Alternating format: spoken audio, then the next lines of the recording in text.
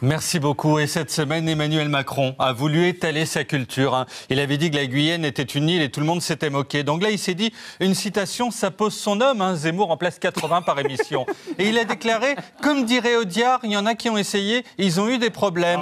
Sauf qu'en fait, c'est du Chevalier et Las Palais. Le sketch du train pour Pau.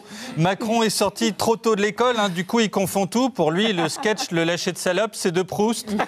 Puis, il affirmait avoir dit 2 fois non à François Hollande. Heureusement que Julie Gaillet n'a pas fait ça, sinon l'autre pouvait se la coller derrière l'oreille, comme dirait Shakespeare.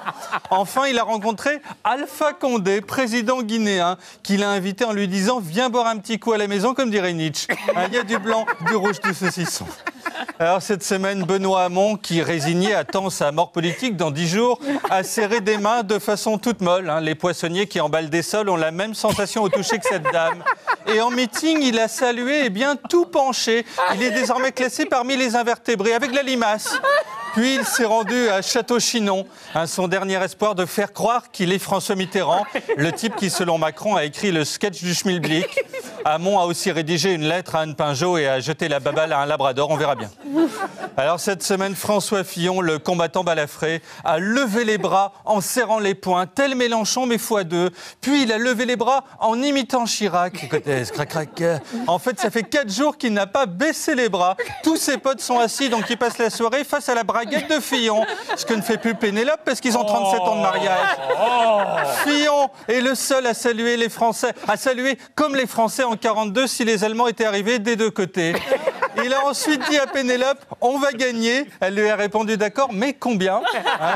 Puis Fillon a mis l'ensemble de ses soutiens derrière lui. S'il y avait eu un mouvement de foule, là, il mourrait écrasé et on pouvait prélever ses bras tout durs pour les greffer sur Hamon.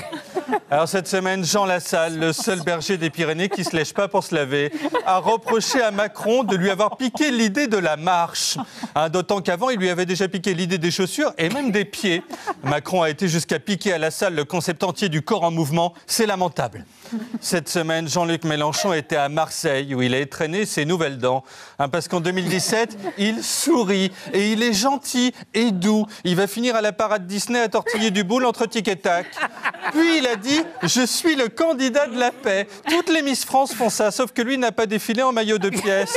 Et il a brandi un rameau d'olivier comme une colombe. Si le pape l'attrape, il va le jeter du haut du balcon. Hannibal le cannibale est devenu Gandhi. C'est soit un miracle, soit la drogue. Alors cette semaine, Nathalie Kosciusko-Morizet est allée sur le terrain, vêtue du gilet de Thérèse dans Le Père Noël est une ordure, film de Costa Gavras selon Macron. Puis elle a fait campagne pour Fillon chez le boucher et chez le luthier qui a réparé le violon de son fils. En fait, faire campagne pour elle, c'est faire ses courses. Demain, elle fera campagne au Franprix parce qu'elle a oublié de prendre des poireaux. Cette semaine, Yannick Jadot a voulu mettre du glamour dans la campagne de Hamon en faisant un meeting devant 3 strings géants tendus, prêtés par Kim Kardashian. Mais en plein discours, il a repensé à son candidat et s'est endormi, roulé en boule. Cette semaine, Bernard Cazeneuve est allé en Algérie où il a posé sous une affiche du président Bouteflika, le seul type qui bouge moins en vrai qu'en photo. Puis, il a filé en Tunisie où il a dansé un slow avec le président local. D'après Macron, il s'agissait de la chanson Le cœur grenadine de Maurice Ravel. Résultat, Cazeneuve était tellement chaud qu'ils ont carrément sorti la boîte de Kleenex, de quoi surfer sur le site Farid et Zoubida, les Jackie et Michel tunisiens, pendant 4 heures. Cette semaine, Marine Le Pen a visité la foire du trône. Elle a marché, donc Jean Lassalle a crié au plagiat, et a posé entre 2 Miss qui lui ont dit « Nous, on kiffe Mélenchon, car la guerre, c'est nul et que faire la paix, c'est gentil. » Puis elle est montée dans la grande roue. Elle a regardé en bas et a vu la candidature de Benoît Hamon. Enfin, elle a gagné une peluche de cochon. La polémique sur le Veldiv plus le porc, là, normalement, c'est bon, il n'y a plus un juif qui vote pour elle. Cette semaine, François Hollande a visité une usine. Il avait envie de voir ce que c'était avant de partir, où des ouvriers l'ont pris en photo pour le souvenir, comme on voit Aznavour en concert en se disant que c'était de la dernière fois.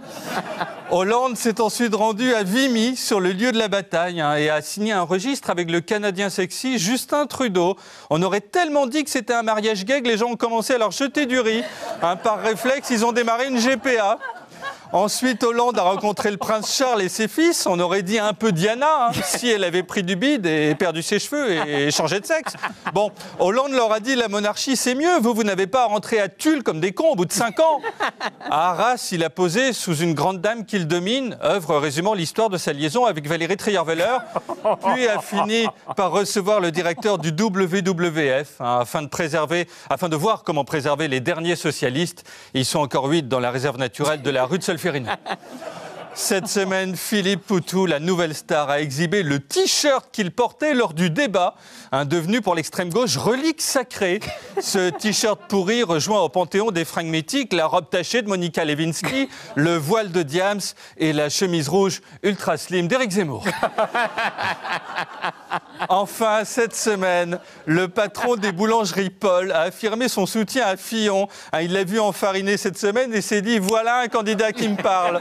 C'est con, si Fillon avait été attaqué au couteau, il avait en plus avec lui le boss de l'aïeul. Bref, quelle belle semaine ça a été! Bravo!